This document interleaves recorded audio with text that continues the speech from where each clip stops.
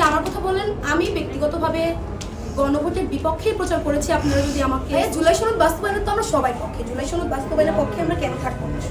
দেখুন, একটা কথা বলি, জুলাই সনদে আমরা আসলে অনেকগুলো প্রস্তাব দেখেছি, তাই না? সবগুলো প্রস্তাব যে ইতিবাচক ছিল এমন কিন্তু না, হ্যাঁ। এবং এই এতগুলা প্রস্তাবকে একসঙ্গে আপনি যখন 4 লাইনে এনে হ্যাঁ বা না উত্তর, একটা হ্যাঁ বা না উত্তরে নিয়ে আসবেন, তখন তো এই ব্যাপারটা আসলে জনগণের সঙ্গে কনফ্লিক্টেড হয়ে যায়। আপনি অনেকগুলা দফা, সেই দফাকে 4 লাইনে নিয়ে আসলেন এবং একটা হ্যাঁ বা নাকে যখন উত্তর দেবেন, তখন আমার কাছে মনে হচ্ছে যে সেটার গ্রহণযোগ্যতা আমার কাছে পার্সোনালি নেই।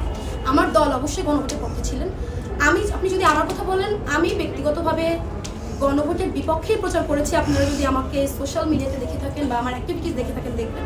কারণ আমার কাছে মনে হয়েছে এই যে গণভোট, এই যে জুলাইয়ের ম্যান্ডেট, এটা এইভাবে না, এই প্রক্রিয়াতে না, এই কর্তৃত্বে আসলে না।